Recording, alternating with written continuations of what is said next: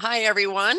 Welcome to Freezing with Parkinson's webinar with Rosanna, the physiotherapist. My name is Sherry Bauer-Gagne, and I work with client services with the Parkinsons Association of Alberta.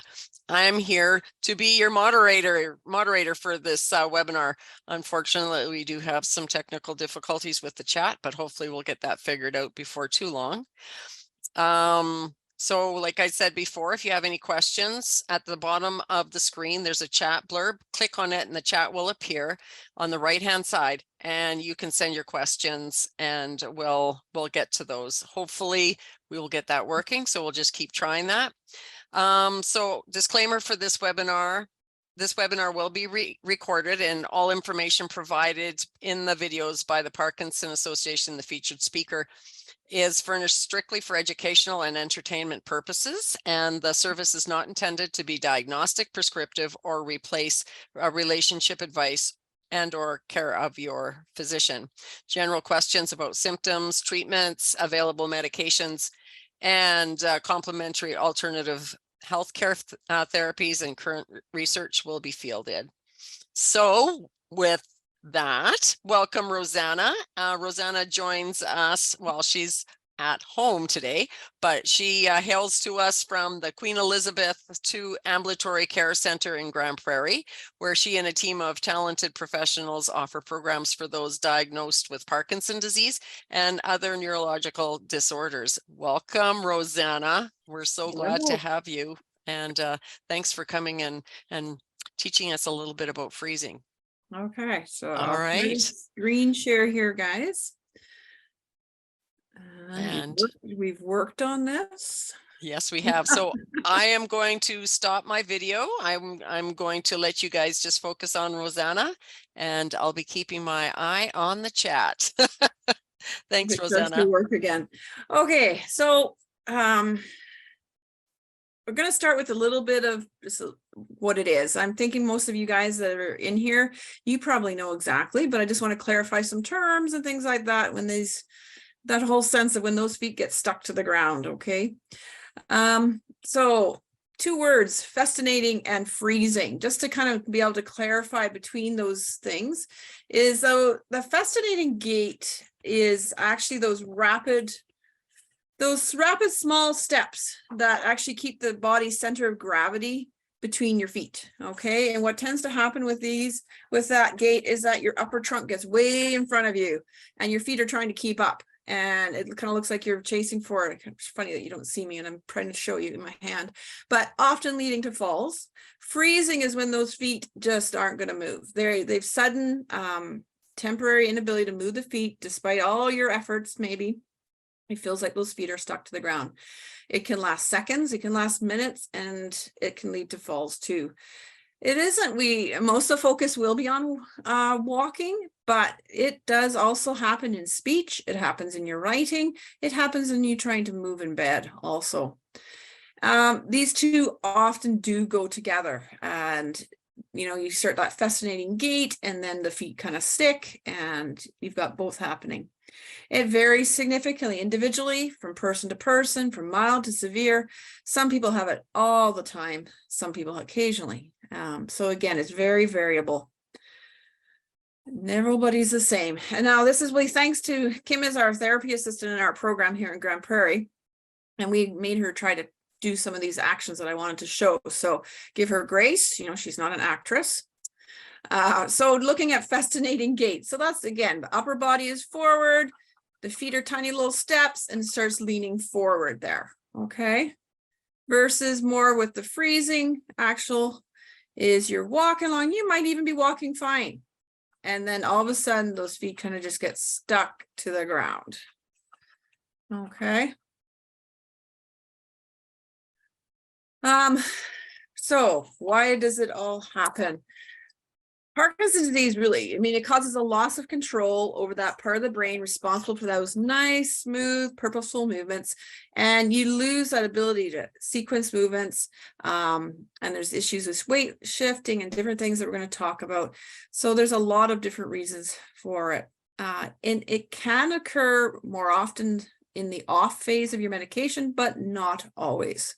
Okay. And what they say is that folks that actually aren't on, say, levodopa and Sinemet can still have freezing. So you can't blame it on an on-off cycle all the time, though it definitely does play a part in many of the people.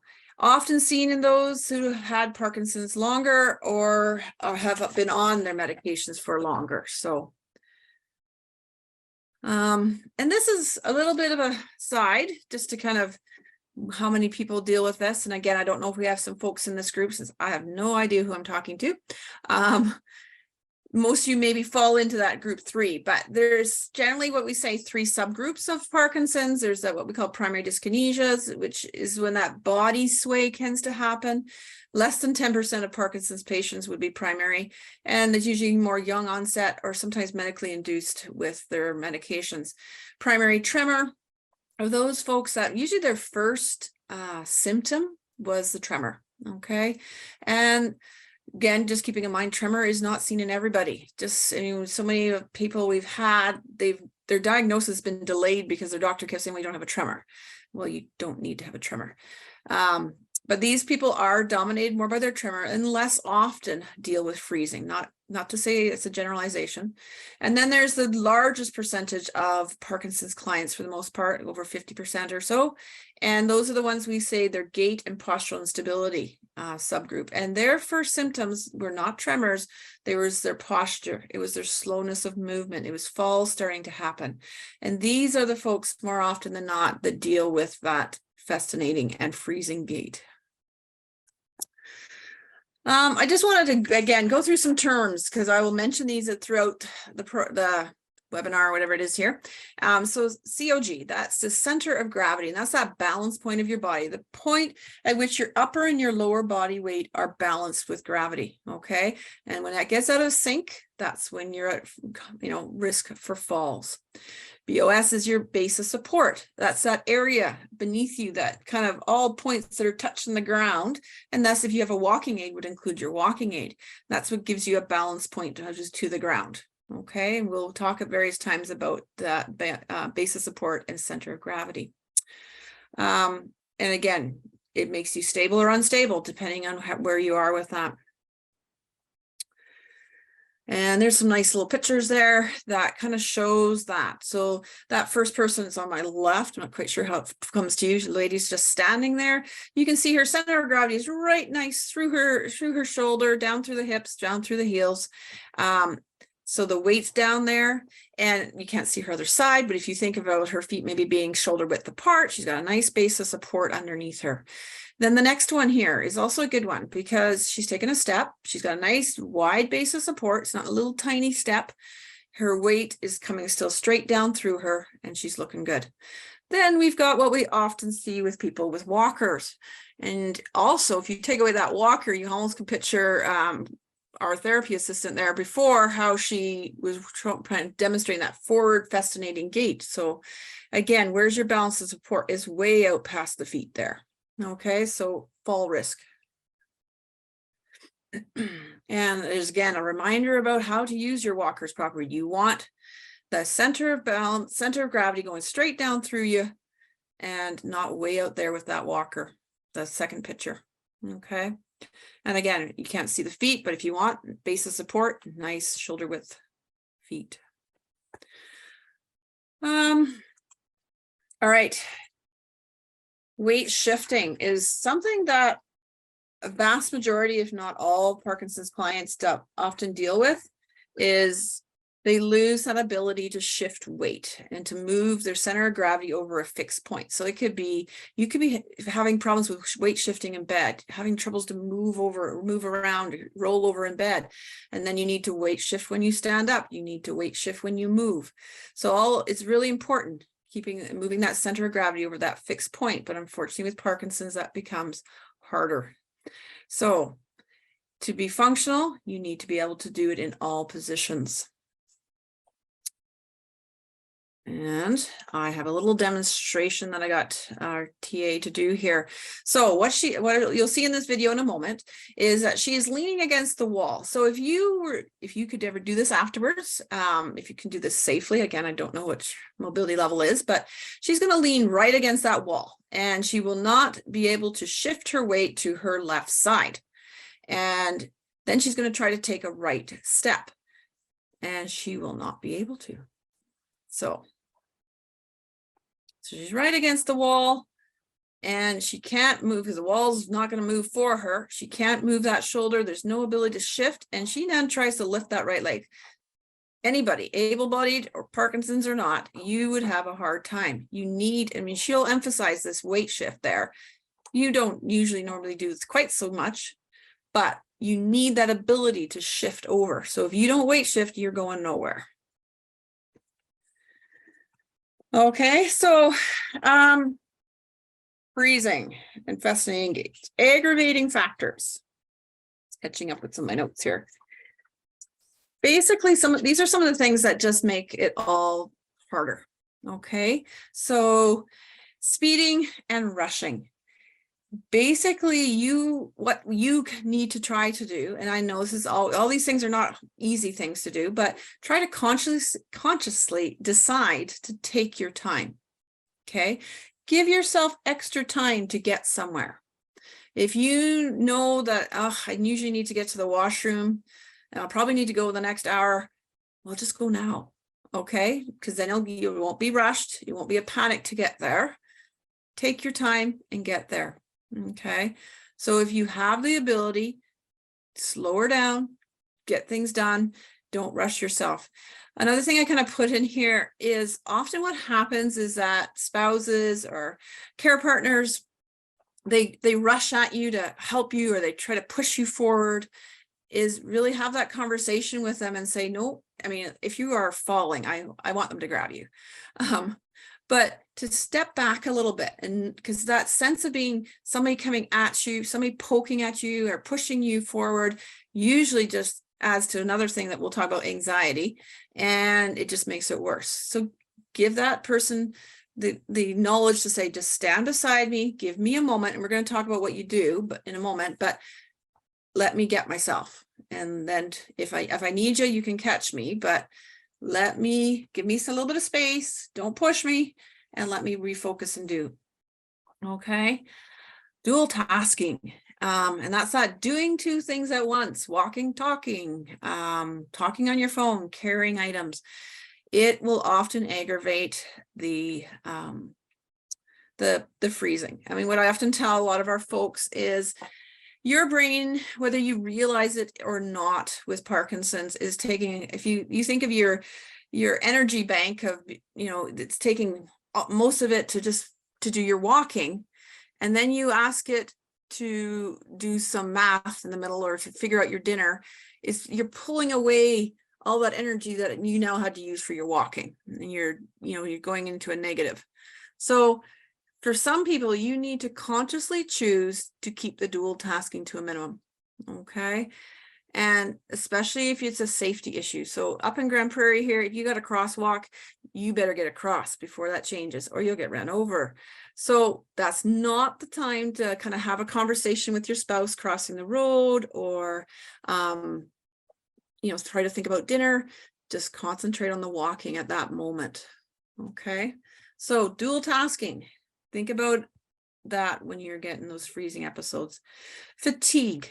Fatigue is another aggravating factor for it.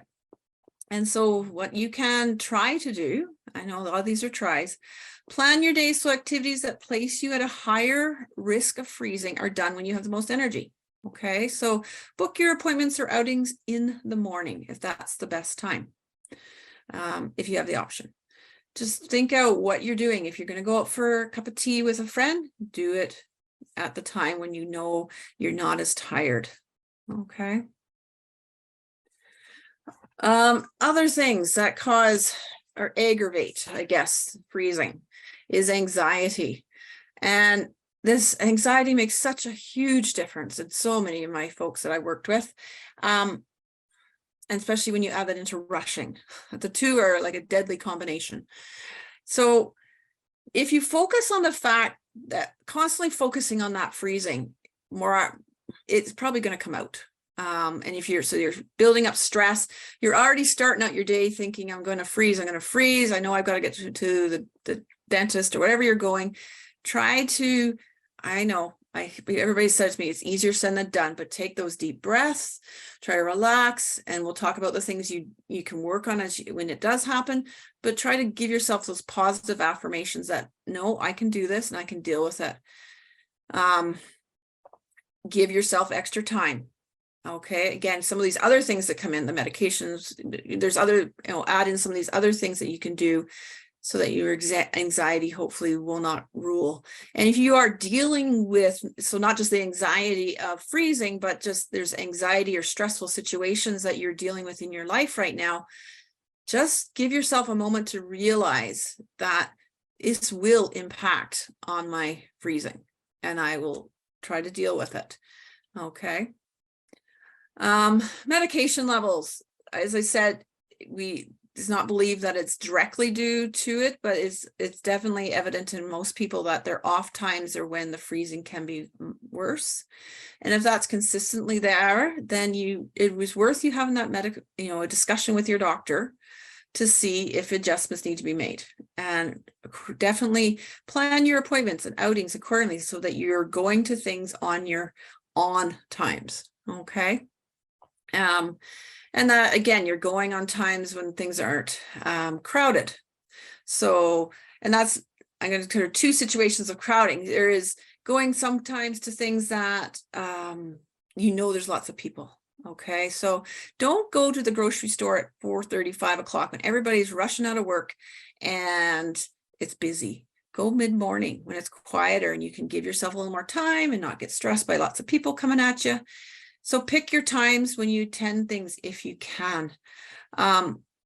Some people have found start avoiding social activities. And I just say, please, please, please don't do that, because social engagement with others is so very important for everybody, but it is extremely important for those with Parkinson's to maintain those social connections. And I've seen people that have really backed away from getting out because of freezing.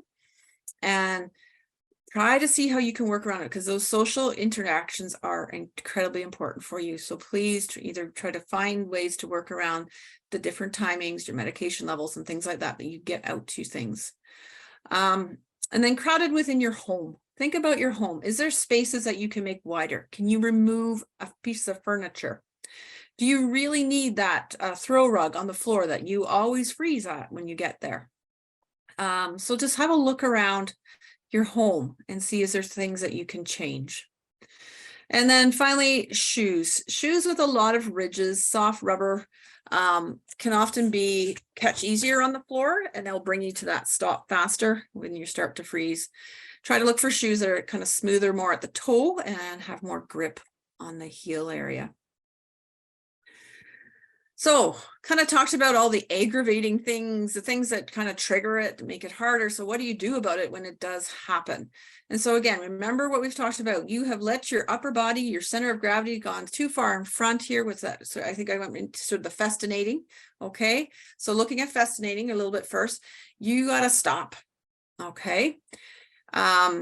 You can't keep going. You can't keep pushing forward. You're just that center of gravity is going to keep going further and further forward until unfortunately, you end up on the floor, or you grab a wall, or somebody comes and grabs you. So you have to stop. Okay. Doesn't matter. You just need to stop. If you have a walker, bring it back close to you and put those brakes on. Okay. We are going to talk about, I'll show some pictures here of some PD walkers that used to up in Gemini. Those are called reverse brake walkers. So they're opposite. You actually have to let go of the brakes, but I'll show you that a little bit later. What tends to happen with some of these folks is you let go of the walker, and then it's of no value to you. So just, if you have a walker, put the brakes on, make use of them. So you've stopped. You now got to get your weight back onto your heels, bringing your center of gravity back over the heels. And then you take a big, Usually I tell people take a big exaggerated step, focusing on your feet. And if that's sometimes that's all you need, I'm going to talk about other things as we get into freezing about what that step may look like. But for some people that is just more of a festinating gait that they're dealing with, it may be just the fact that they need to stop, bring that weight back, take a deep breath, and take an exaggerated step. Not a little step. I want a big, your marching step. And we'll have some pictures here in a minute. But like I said, often the fascination has led to freezing. So actually, I think first I have a little video here again of our TA, and she is walking along. The feet are her bodies.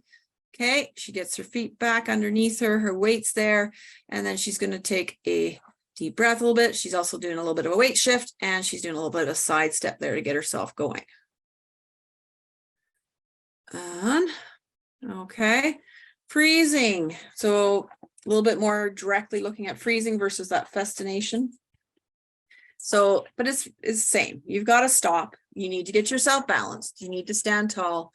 You need to take that big breath and stay calm, because again, more often than not, I'm finding that anxiety has just come right on in.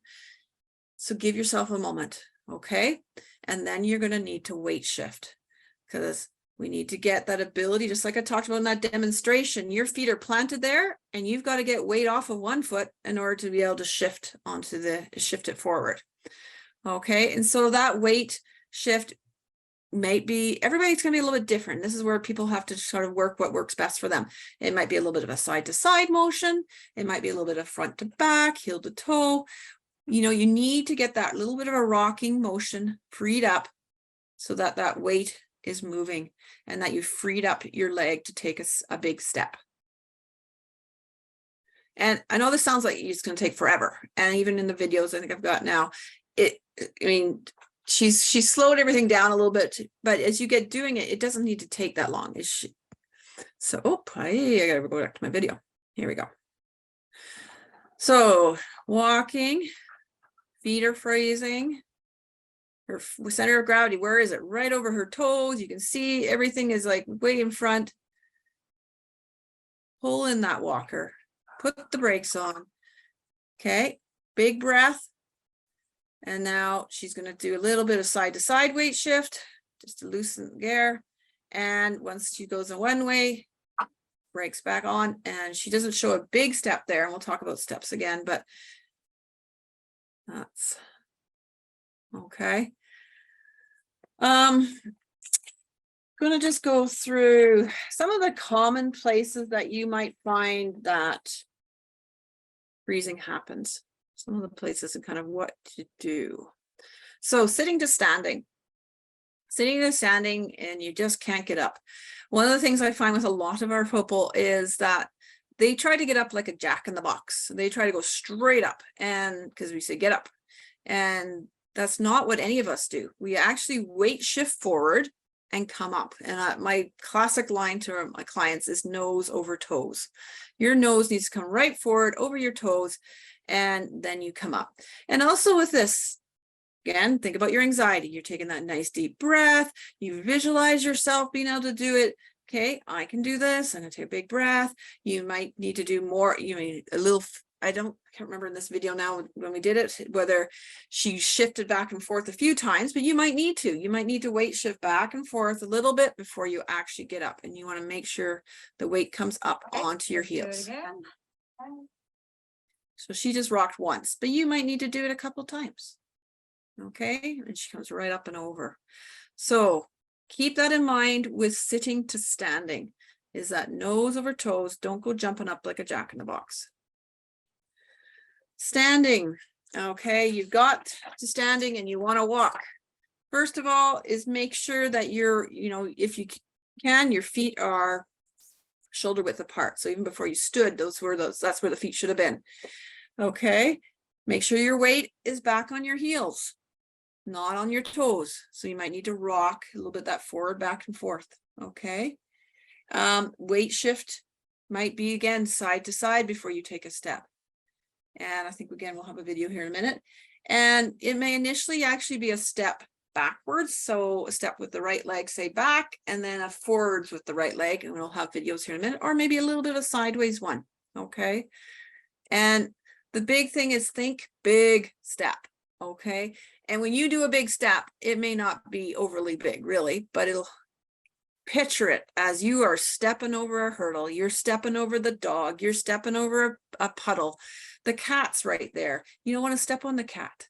You need to take a big step, okay? Don't picture just some little tiny wee thing. Big step, okay? And this is not the time, again, to be dual tasking. If you have troubles with this freezing motion at this point, and to initiate standing to walking, or from stand to walk, don't be having a conversation right now, okay? Just be focusing on what you need to do. Change in flooring and doorways. This is another key area for some people. They come across going from, say, linoleum to carpet, or they're going into the bathroom, so they're changing through a doorway, whatever it is, and then all of a sudden they freeze.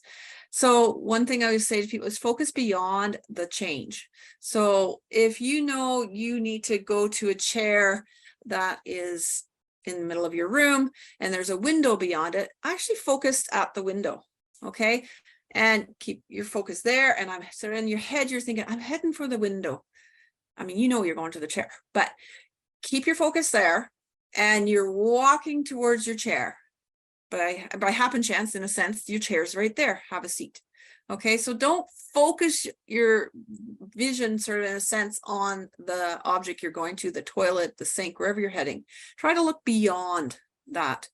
And again, if it does happen, you get to that, the flooring change at the carpet, you go do the exact same thing we talked about with all of these. You would stop if you froze. Don't keep trying to go through.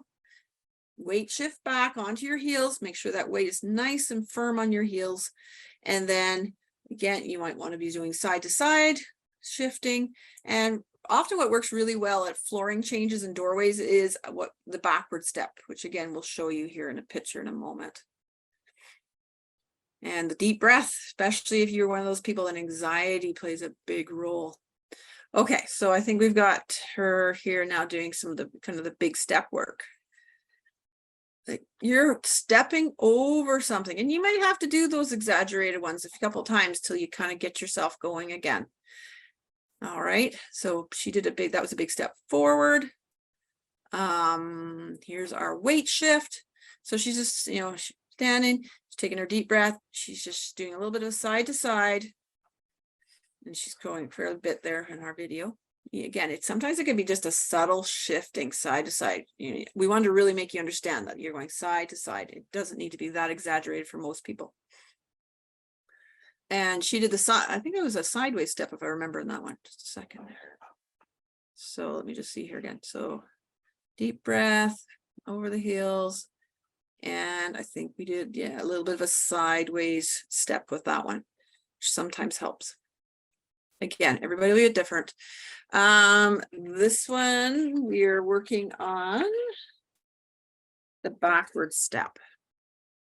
So you're walking and you take one step back, and she raised her foot on the other side. You may not have been able to, but so you can see though how let me do that one more time. Her right foot, she did weight shift, and then she stepped back, and then she went forward over your doorway, over that carpet change, whatever it is. Okay. Our next one, this is a side step for sure. So little side, and then off. And again, with all these, she very much took a bigger step than you might naturally think you should, but go for big, big, big, big. Okay, turning is another key area that people struggle with, okay? Again, same thing all applies. If you are trying to turn and you froze, stop, get your center, is repetition of this. Get your center of gravity over your heels. Again, you have to do some weight shifting. And generally with turning, you're going to make sure that your outside leg is making a bigger step. And what I would work on is what I call my clock turning. So if we think of her here standing at 12, okay, and with her right leg, that's a 3, back is at 6, and then the other side is 9, okay? So she's going to turn to the right. If she does a 90 degrees turn, she's going to take a step from 12 to 3. She's going to do a 180. She's going to do 12, 3, 6, and left turns be 12, 9, 6. So She's there, she's froze, and now she needs to turn. So step, big step to the 3, big step to the 6. Okay. And then if you had to make a left turn, again, you froze, you've done your weight shifting, you've stopped, you've done everything else already. Now you're going to do the turn. And this is also not so much, this is even thinking about it when you know you just have to turn. You may not yet have frozen. We don't want you to freeze, but you're going to have to make a turn. You know the turn's coming. You get to that point, you've stopped. Don't just try to do little wee turns or steps as you turn. Stop, make sure the heel's over, and picture that clock there as you turn, even before you freeze.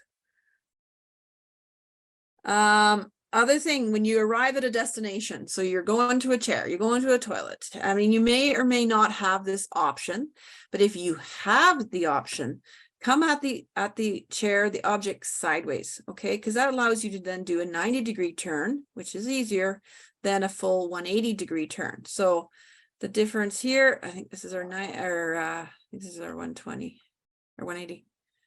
So she's gonna have to turn all air, okay, versus that.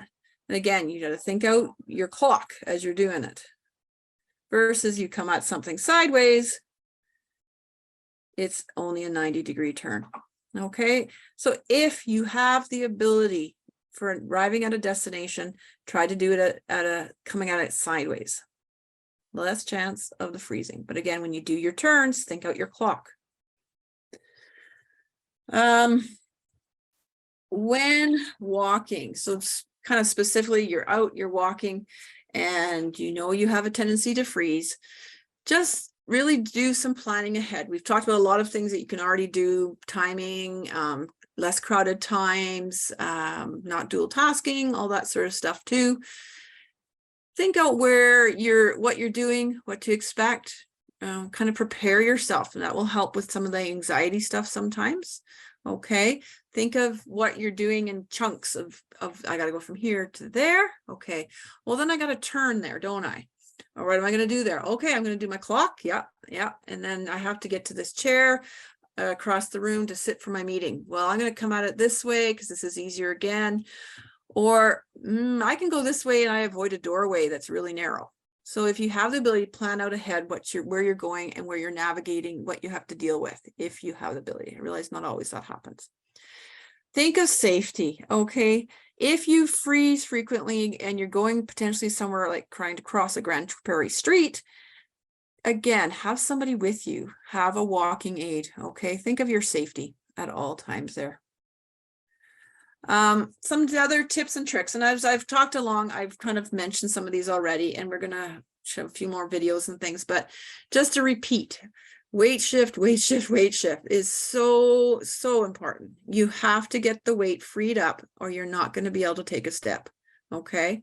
And like that demonstration against the wall shows, if you don't move your body over there, even for any of us, you can't take a step. So you need to work on that ability to weight shift. Your steps need to be big and exaggerated. Okay. Just, take that big step over the dog, step over the puddle, whatever it is in your mind that you need to take that big step. Sometimes actually walking differently, and maybe it'd only be for a few steps, but do that an actual march. Okay. Pull those legs up, march, go. Or it's a side step or a little bit of a back step. Take that different step. And maybe it's, like I said, it's only for a couple steps, or maybe you need to march it for a whole longer length before you can kind of get back into a normal pattern. Inner visualization is sometimes works. Some of these things you're going to have to take and try and see what works for you, but picture yourself walking over a bridge. Just visualize this. I'm walking over. Imagine that.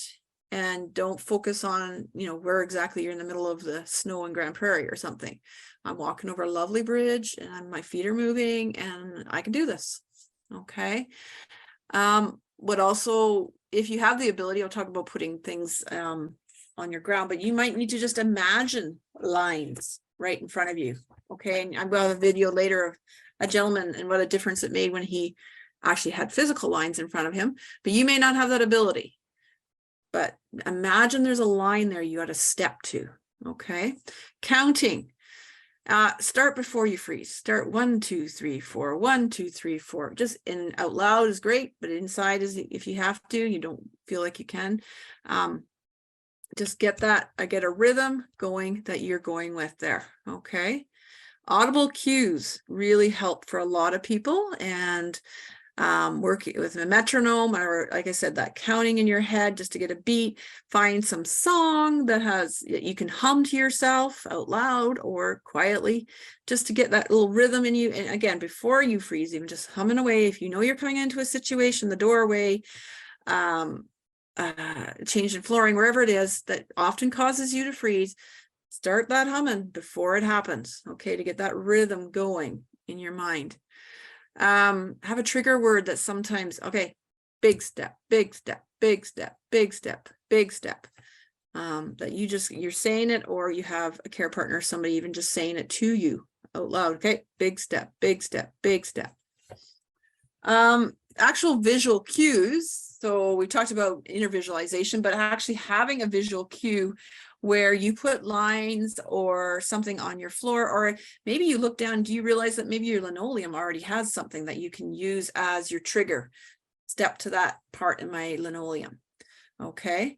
Or I don't know, sidewalk cracks or something, or in your house, get painter's tape. If there's a spot where you always have to turn and you always freeze, go get a little bit of painter's tape. I think we have some pictures here. Oh, I think the last one with the turning, we had the painter's tape. So you kind of maybe understood a little bit better, hopefully my clockwork there. Put it there so that you can just remember, okay, I've got to that spot. I'm going to do my turn here. One of my gentlemen. So if you have a 4-wheeled walker, this is what one of my fellows does. He has a little plate or name thing on that hangs off his walker, just about, in the middle, and he pretends he's kicking it. So you can pretend you're kicking a soccer ball or something. You think in your head, I lift, kick, kick, kick. Get that thought in there. But you could have that thing hanging there and try to think, I'm going to kick that sign on and he pretends he kicks a certain politician that he doesn't like. So you just pretend you're kicking. There are lasers that also have helped, and we're going to have a picture here of that in a minute. Physical cues. For some people, having somebody sort of tap your leg, clicking your tongue, that sort of thing helps, where you can kind of get a little bit of a trigger to go. And then another, I guess, trick is moving on to something like the U-steps and the Gemini walkers. And we're going to show, I think we have pictures of those coming up. Yes, here we go. Okay, so this is a Gemini, and these are called Parkinsons walkers, and they're reverse brake walkers. Okay, and the Gemini is the one here that she's got the laser showing, and you'll be walking along, and you'd be trying to kind of step to that laser. And with the braking system, the brakes, normally if you have a regular 4-wheeled walker that you use, you have to let the brakes off, away you go, and then as you stop, you squeeze your brakes. With the actual Parkinson's walkers, what happens is you're going along, actually to walk, you need to squeeze. Okay, so picture that you're squeezing your walker, you're walking along, and I know you can't see me, but I'm starting to get that fascinating forward gait. My feet are starting to freeze. My arms are going way out in front of me. What happens is, of course, I have to kind of let go. And what happens when you kind of let go is the walker stops. Okay, and then you can catch your body weight back, center of gravity back over you. So instead of you letting go of a regular walker and then it just wheels faster in front of you and you face plant, it actually stops. The U-step is similar, just a sort of different shape a bit. It also comes with lasers, and you know for sure with the U-step, this one doesn't have it, but you can also get metronomes, I believe, on both of them. And I think we did have a little video here of her walking with that. So, and then the brakes on.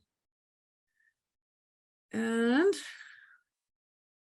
all right, this is just a really good video that would the therapy assistant have found. It kind of goes through a lot of things that we've talked about, and some of it shows initially a fellow on his off phase, and how he deals, well, how he walks. And maybe a lot of you here can relate to him.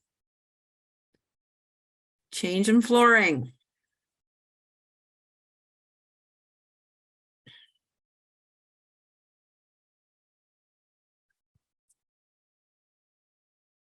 It's a bit of a long video. We'll just go through here. Now he's trying to turn. You see these tiny little steps going on there. And he's planted on that floor. He's not weight shifting. He's trying to just take little stumbly steps around.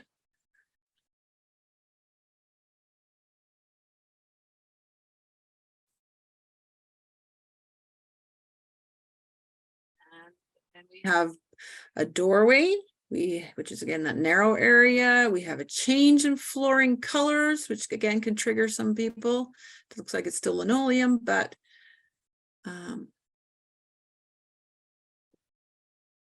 you see the slow little movements and how he's trying to, I think she's just doing turning with him.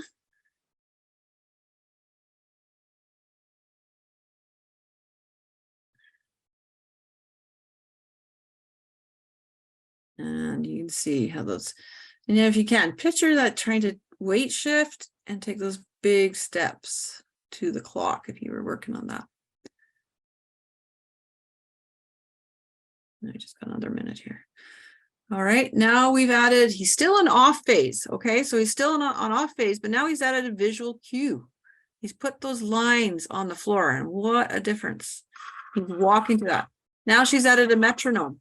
So again, you can think I'm snap, snap, snap, snap. Get that rhythm going. Get a song beat in your head. Lifting, you see how much higher those feet are moving now. And this is on phase. This is just him now doing that same thing. So he's very much affected by, still not the best on the turning. So, okay. And so what can you do also? So we've given you lots of, I've given you lots of ideas in terms of it's, you're in the middle of it, it's happened, or trying to deal with it ahead of time.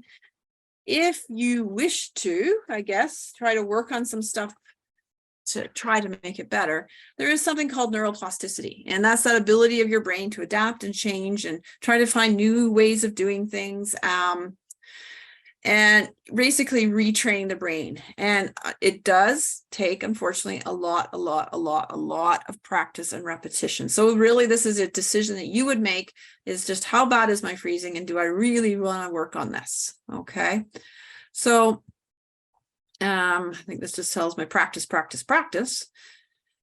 some of the things to think about are, if you can, come in and see a physio. And even for my folks, it's hard because we are limited in what we can provide, but there's lots of things that we can work on treadmills and different things to work on it.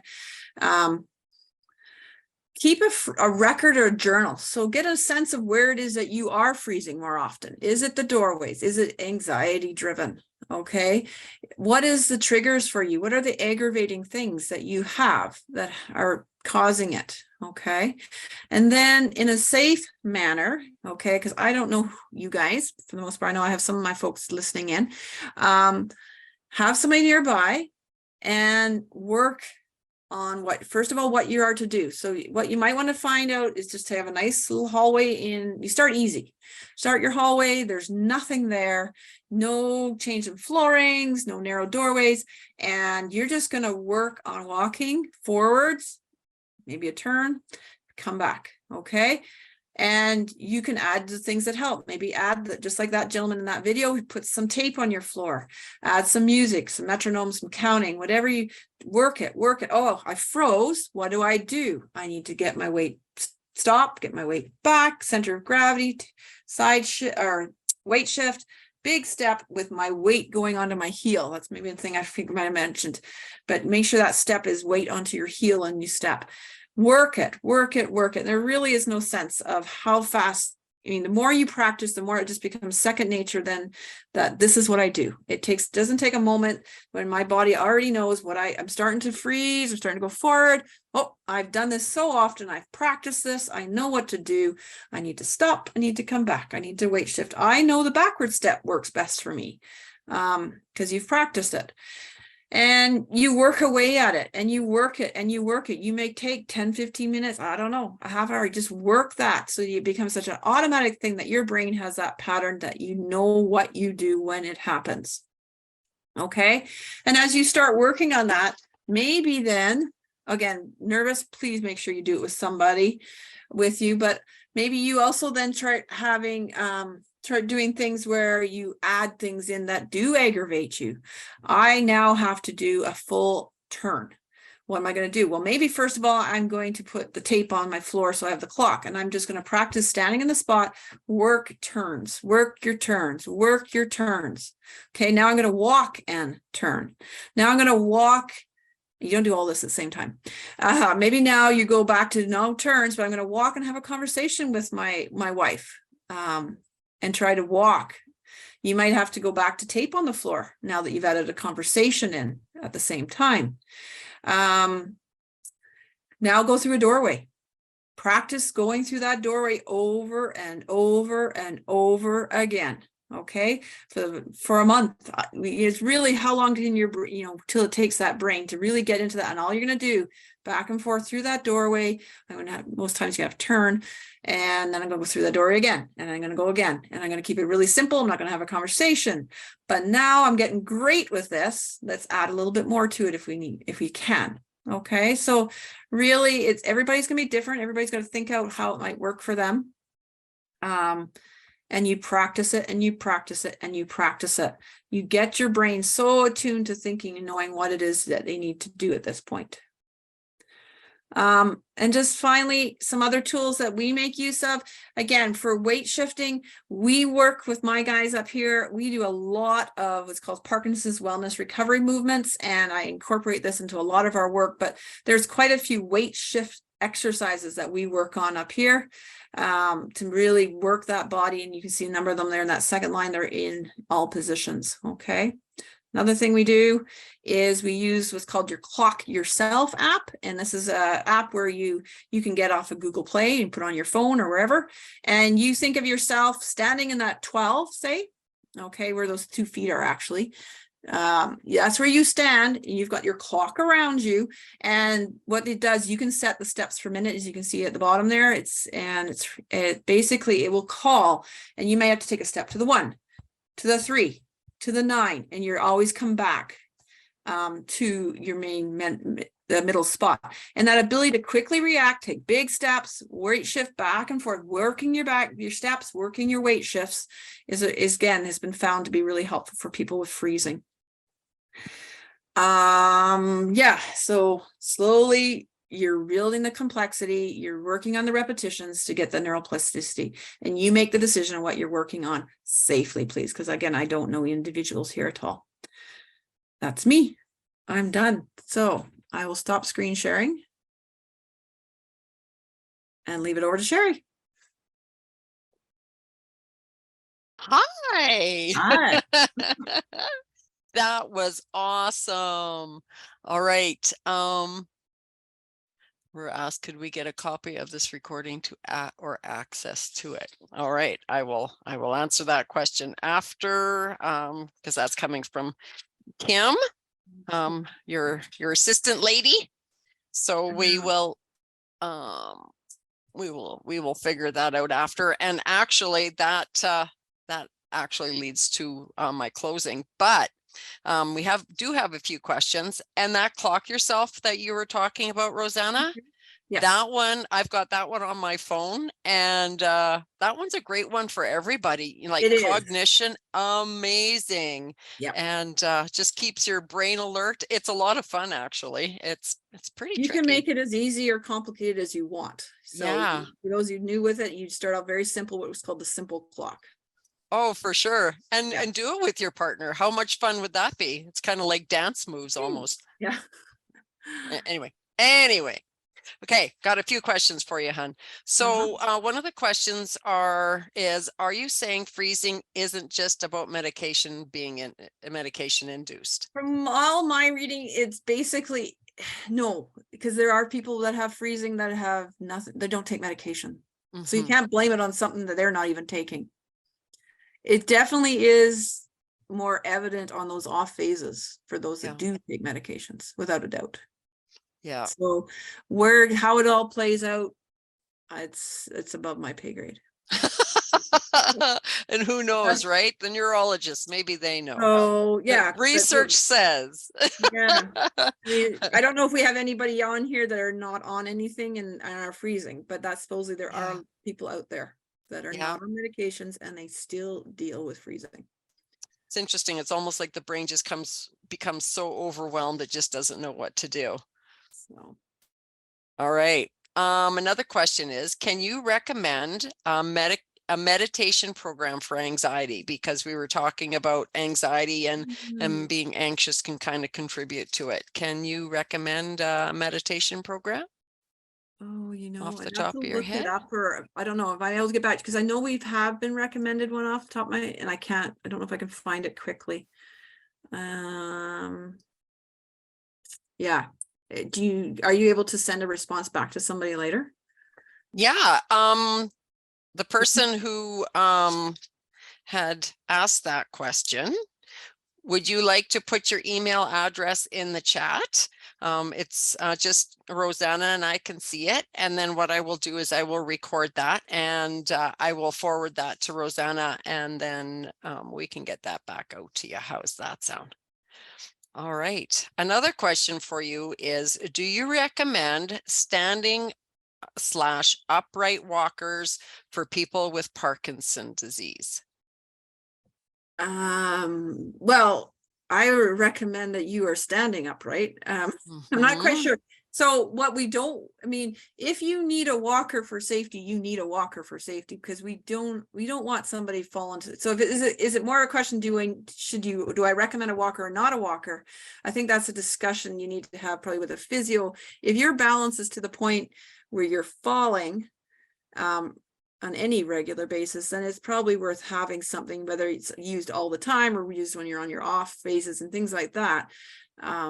Because the reality is, if you are not able to weight shift and not getting yourself moving properly and you're falling, yes, you need a walker. The walkers, I tend to, again, we try to, for most, if I have any say in when folks get them, I try to get them using, say, those reverse brake walking systems.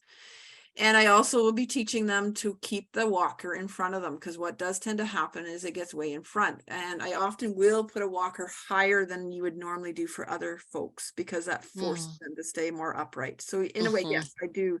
I want you nice and upright and standing with that walker. Center of gravity through your heels, and not over your nose in front of you. That totally makes sense, because you're not kind of leaning forward into it then. Hey, there goes your balance. Okay, hopefully that answered your question, folks. And there's another one here. Can you please show the exercises on the floor picture? Was that the Parkinsons Wellness ones? Maybe? I believe so.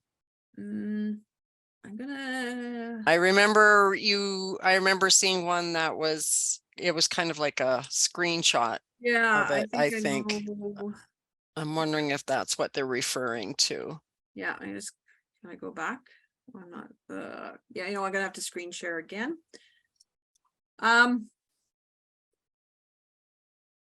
What are you seeing at the moment? I am seeing you and I, and Okay, I need to go back into screen share here. Okay. Okay, we're back there. I don't think I've.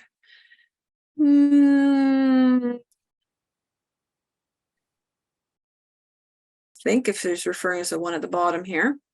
The Parkinson's Wellness recovery exercises. I mean, it's really good if you can get a physio that's been trained in it, which I have, and most of us up here have. But I think if this is what they're referring to. That's what I'm thinking of. Okay, so I mean, these are static pictures, so it's kind of hard to understand them just by looking at them. So the ones on the back here, is my arrow pointy thing pointing, or is that It sure is. So this one here is, these two here in particular are ones I often work on with people that have troubles with their weight shifting. They're freezing in bed a bit. That's that ability to sort of, what that person is doing on this one is they're having to push through their, say, right heel, and they're almost like, you think that their alarm clock's going off on the left hand side, and they're having to weight shift over and come back. And we work that, and we often will start with knees bent up, because if it's too hard to be able to roll and weight shift. Okay, and you would do both sides. So you'd come back to center, and now you push with your left and reaching over with your left arm across your body, trying to sort of slap your alarm clock on the other side. And so you start working on that rocking motion, weight shifting side to side. Trunk rotation here, you can see her trying to roll those legs. Okay, so getting that trunk weight shift happening at the lower body. So those are some of the ones that we do, particularly for those that might deal with freezing in lying down. And they're just anybody that really struggles with another one I do. Where is it here? Okay, this one here is actually another good one for upper body. That what she's doing, which is hard to see, is the arm actually comes across. The right arm rolls right back over to the other side.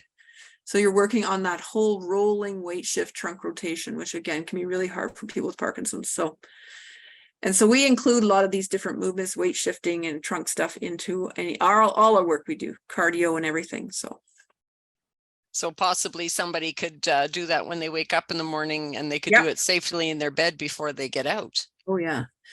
And there are YouTube videos that often, if you go on, look up PWR moves and stuff, there is some YouTube videos that will show this in like dynamic motion versus just a static picture. And the person who had asked that said, yes, thanks. That's exactly what they were talking about. So Okay. that's awesome.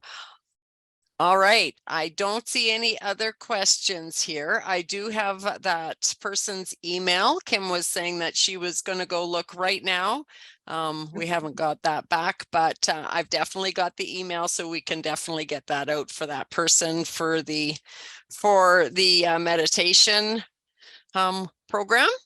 All right. So Rosanna, any other things that you would like to add to this, or? Well, yeah, nothing really. I know it was very fast, but hopefully, I mean, the key thing is everybody has to think about where it is they freeze, what is their trouble areas, and pick what works for you. Like I said, maybe it's the backwards, maybe it's the sideways, maybe you got to really exaggerate your weight shifting. Yeah, everybody's going to be a wee bit different, and it's finding what works best for you, and then really trying to practice it over and over so that it just becomes so automatic that you just quickly, you know what to do. Like that 21 times till it becomes a habit. Hey, and who knows? I mean, we don't really know how long it takes for that brain to really make those new connections, but the more you practice it over and over every day, take 10-15 minutes, just okay, I'm going to do my freezing work a little bit. Yeah, hopefully it helps. And I think even for those people, just typically it's good for cognition too, right? Yep. Keeping that brain active as well. All right. So Kim has come back and she said a few decent meditation apps are Calm. I think I've seen this one advertised, and Headspace, and the Mindfulness app. Okay, that might be the ones that we've. If I think of anything else, I will pass it on. I know who that is there. All right. So I'm going to write that down too. All right, folks. So now we're just right on time, and we've got 2:32. So what I'm going to do is I'm going to just give us a few closing remarks and a few reminders for us. So thanks, Rosanna and Kim as well for helping us get this, and Declan out there who really helped get this figured out and going today, because this was quite a big file. So we had a little bit of fun with this. So, but we did it. Good for us. So thanks a lot, Rose, for helping. So yeah, big thanks to you guys. We wouldn't have been able to do this without them for sure. And thanks to all of you who attended. Like that was a good size group today. Thanks so much, everybody, and hopefully that helped helped everybody with some tips out there and have a better understanding of how freezing and the festation works. We hope that you'll join us for the question and answer period with the neurologist on February 9th as well, from 10 to 11. That one's going to be a good one. So your client services coordinators, if you have questions, please forward your questions on to them, and we'll make sure that we put those forward so that those questions are being answered. So you can also check out our Parkinson Association website, and you can get a hold of us through there too. It's the parkinsonassociation.ca. Again, that's parkinsonassociation.ca, and you can also follow us on social media.